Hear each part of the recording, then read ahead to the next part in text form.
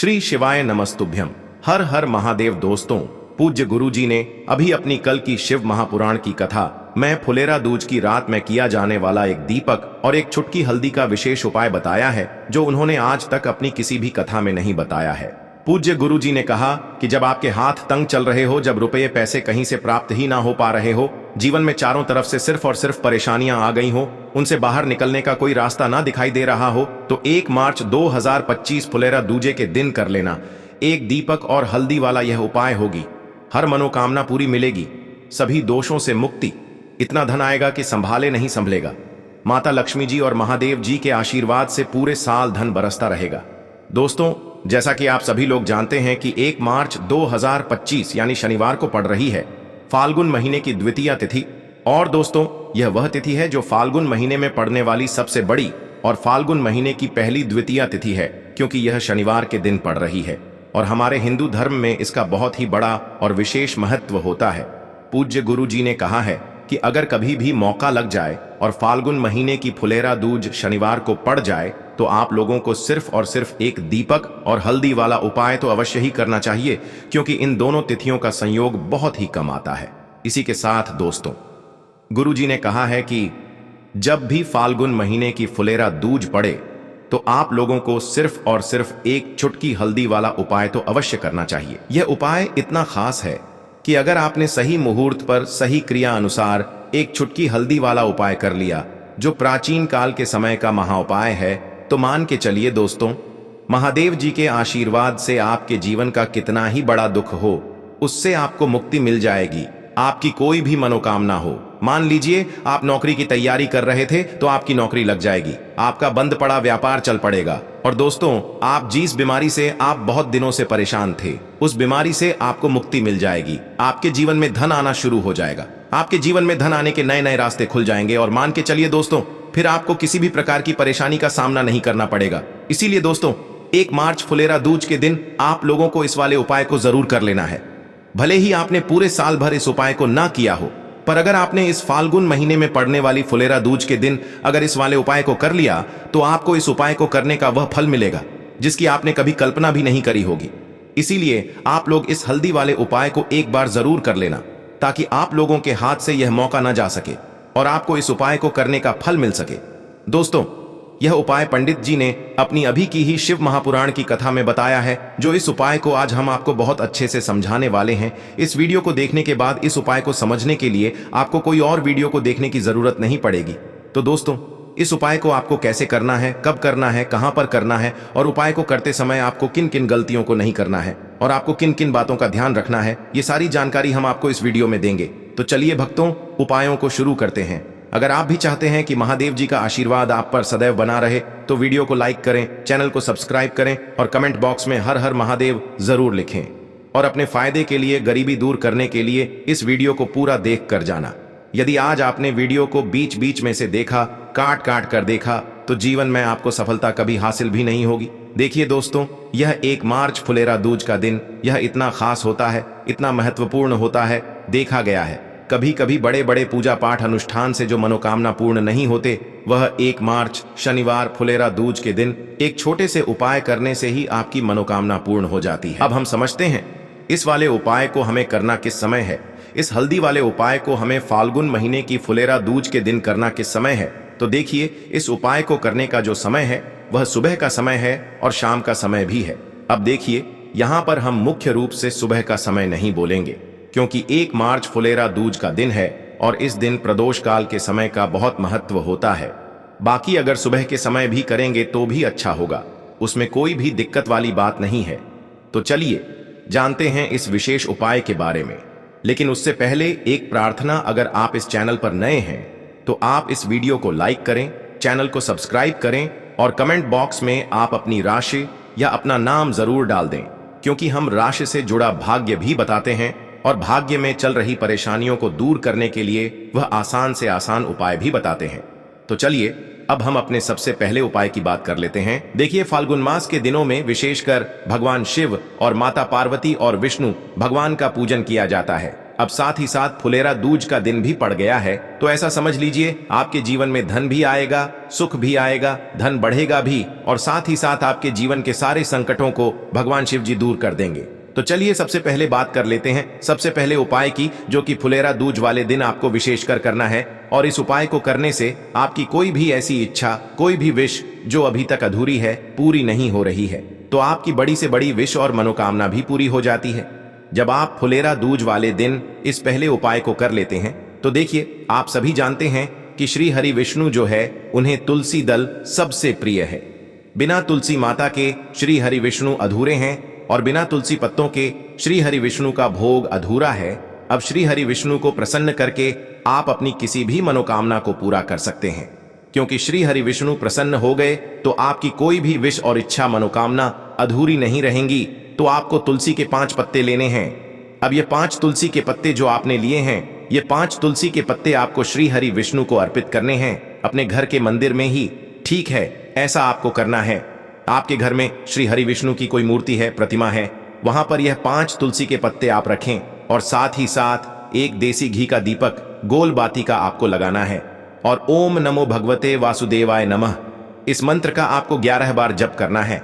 देखो मंत्र कौन सा है, ओम नमो भगवते वासुदेवाय नमः, और फिर श्री हरि विष्णु से अपनी विश, अपनी इच्छा, अपनी मनोकामना कह देना, और फिर देखना आपकी विश और इच्छा, जो भी आपकी मनोकामना है, जो भी अपने जीवन में आपको चाहिए। अगर निर्धनता बहुत है, आप अपने घर से गरीबी को दूर करना चाहते हैं, या फिर धन आपका बढ़ता नहीं है, आप चाहते हैं कि आपका धन बढ़े, या फिर आपके घर में फिजूल खर्ची बहुत होती है, पैसा आपके पास नहीं रुकता है, आप चाहते हैं कि पैसा आपके पास रुके, या फिर घर में कोई व्यक्ति ऐसा है जो बहुत बीमार रहता है, या फिर किसी का विवाह नहीं हो पा रहा है, तो जो भी आपकी इच्छा है, जो भी आपके विश है, बस एक बार श्री हरि विष्णु से कह देना। क्योंकि फुलेरा दूज भी इस दिन है, साथ ही 7 साल का सबसे बड़ा दिन है।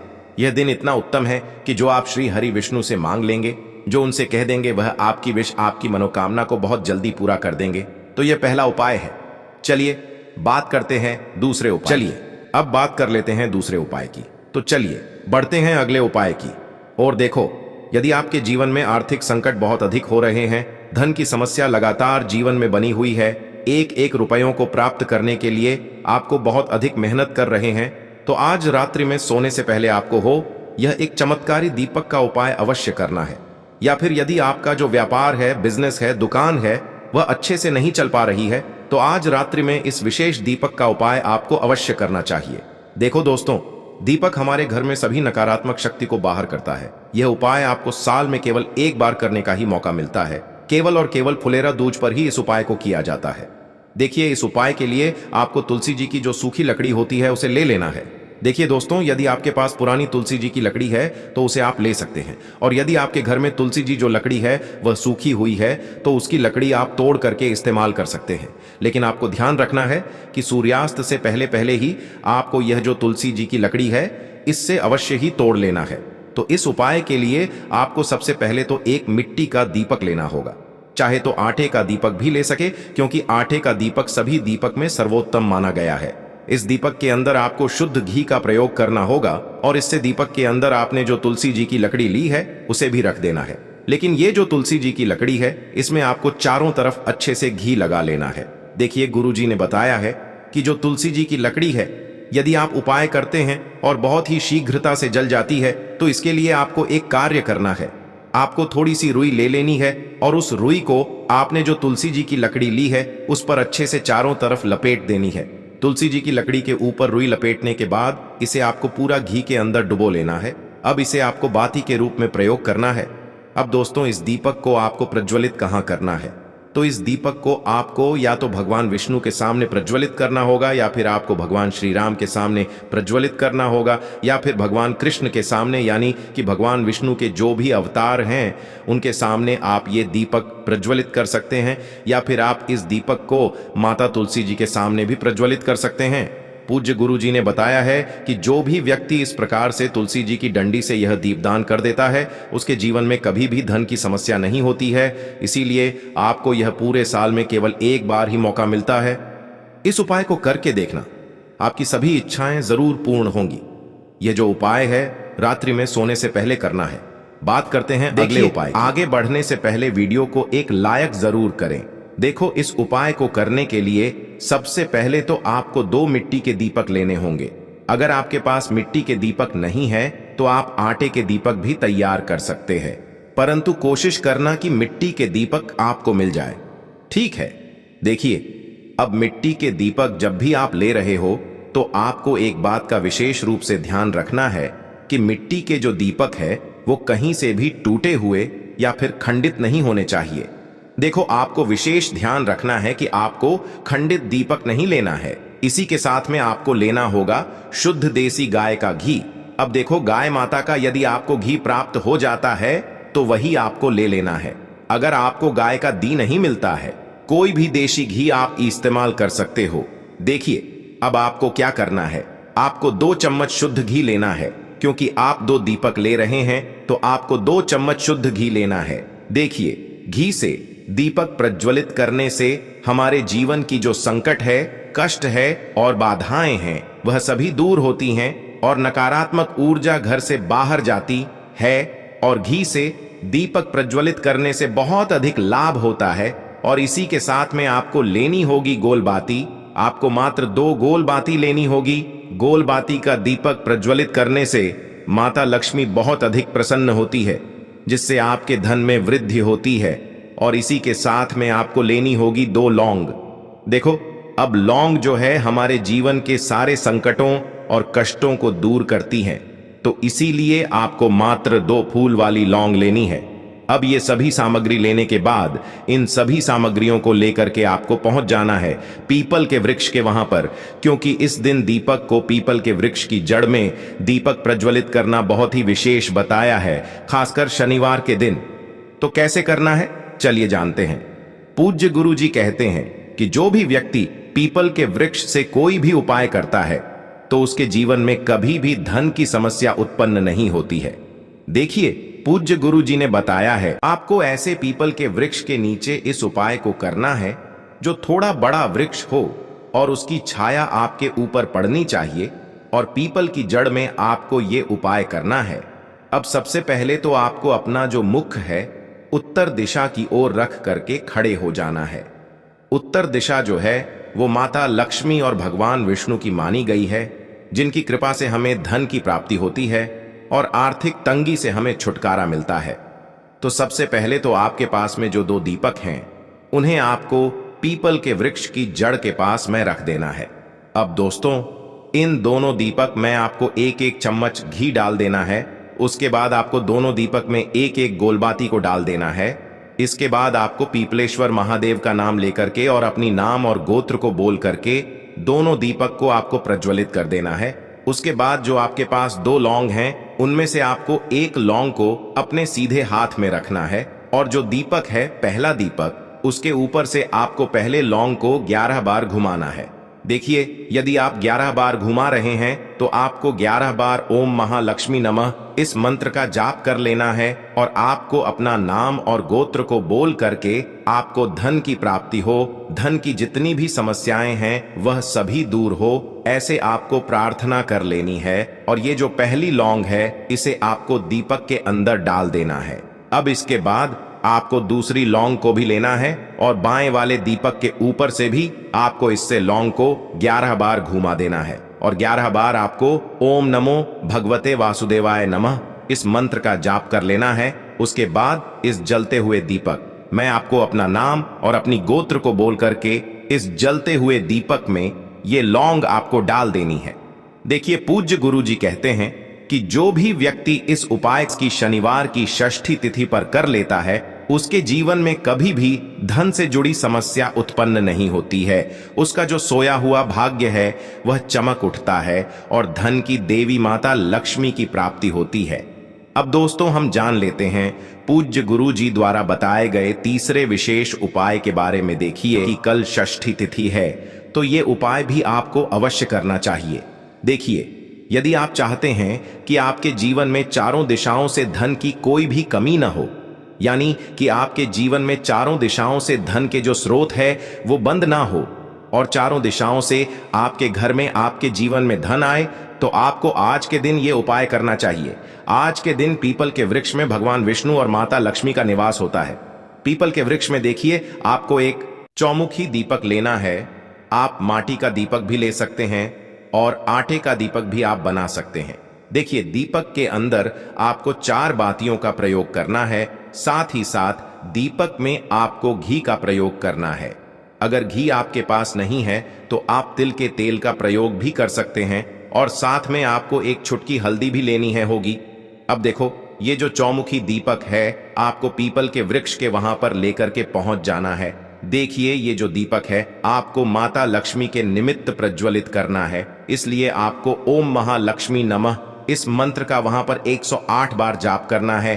पीपल के वृक्ष के वहां पर यह जो चौमुखी दीपक है आपको उत्तर दिशा की ओर अपना मुख करके प्रज्वलित करना है। यह दीपक आपके घर में सुख समृद्धि प्रदान करेगा और आपकी जो दरिद्रता है उसे दूर करेगा। तो इस प्रकार से आपको यह दूसरा उपाय कर लेना है। अब दोस्तों, हम सबसे अंत में जान लेते हैं चौथे चमत्कारी उपाय के बारे में। ये उपाय विशेषकर रोग मुक्ति के लिए होने वाला है। देखिए, इस उपाय के लिए आपको मात्र थोड़ा सा शहद ले लेना है और इसी शहद के साथ में आपको मात्र एक लोटा शुद्ध जल लेना है। तांबे के पात्र के अंदर अपने घर से अब सिर्फ ये दोनों सामग्री लेकर के सीधे आपको पहुंच जाना है भगवान शिव के मंदिर में। पूज्य गुरु जी ने बताया है कि शनिवार के दिन पर आप ये उपाय सुबह के समय भी कर सकते हैं और शाम के समय में भी कर सकते हैं। देखिए, सबसे पहले तो आप जो ये शहद लेकर के गए हैं, इस शहद से आपको माता अशोक सुंदरी वाले स्थान पर ओम का निर्माण कर देना है। यह जो ओम है आपको अपने सीधे हाथ की चिटी उंगली के पास वाली उंगली, अनामिका उंगली, उसी से बनाना है। और इसके बाद जो आपके पास एक लोटा शुद्ध जल है, इससे भी आपको धीरे धीरे भगवान शिव के शिवलिंग पर अर्पित करते जाना है। श्री शिवाय नमस्तुभ्यम इस मंत्र का जाप करते हुए पूज्य गुरु जी ने बताया कि जल आपको बिल्कुल धीरे धीरे समर्पित करना होगा और समर्पित करते हुए आपको कम से कम 11 बार या फिर 21 बार श्री शिवाय नमस्तुभ्यम इस मंत्र का जाप कर लेना है। लेकिन जैसे ही ये जल शिवलिंग से होकर के जलाधारी की ओर बह करके आएगा तो इस जल को आपको उसी पत्र में थोड़ा सा जल लेना है और यह जल आपको महादेव से औषधीय स्वरूप प्राप्त कर लेना है। आपको महादेव से प्रार्थना कर लेनी है कि है महादेव, मैं इस जल को औषधीय स्वरूप अपने घर लेकर के जा रहा हूं। मेरे परिवार के सदस्यों के शरीर में बीमारी हो चुकी है, उस बीमारी को ठीक करने के लिए आप इस जल को औषधीय स्वरूप बना दीजिए। इस प्रकार से प्रार्थना करते हुए यह जल आपको अपने घर लेकर के आ जाना है।